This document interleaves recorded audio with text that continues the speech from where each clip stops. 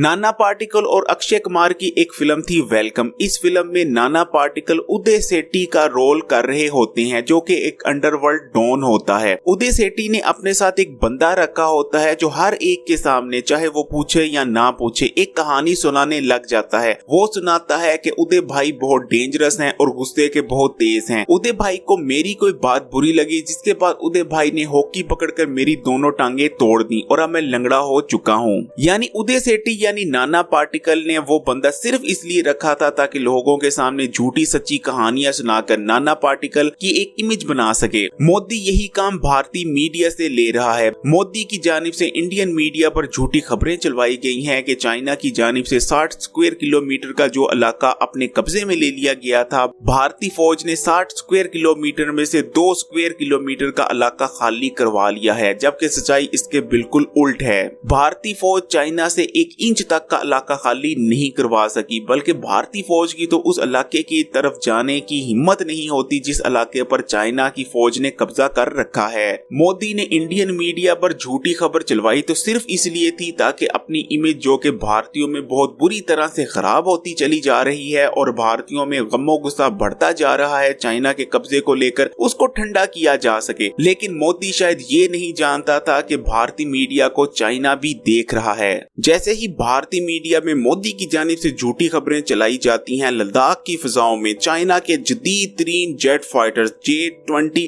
प्रवास करने लग जाते हैं। चाइना बेसिकली पावर शो करके दिखाता है भारत को कि अगर भारत झूठ बोलेगा और प्रोपोगंडा करने की कोशिश करेगा चाइना के खिलाफ तो J-20 चाइना के जदीद तरीन फाइटर जेट्स हरकत में आएंगे। चाइना के J-20 जेट फाइटर्स जदीद तरीन और इतने खतरनाक जेट फाइटर्स हैं कि सिर्फ इनका नाम सुनकर भारतीय फौज की पतलूनें गीली हो जाती हैं। J-20 चाइना के स्टेल्थ फाइटर्स हैं जो किसी भी रडार वगैरह पर नजर नहीं आते, और अगर चाइना J-20 भारत के खिलाफ इस्तेमाल करता है तो भारत को बुरी तरह से मात खानी पड़ेगी, क्योंकि ना तो भारत के रडार और ना ही भारत का मिसाइल डिफेंस सिस्टम J-20 का मुकाबला कर पाएगा।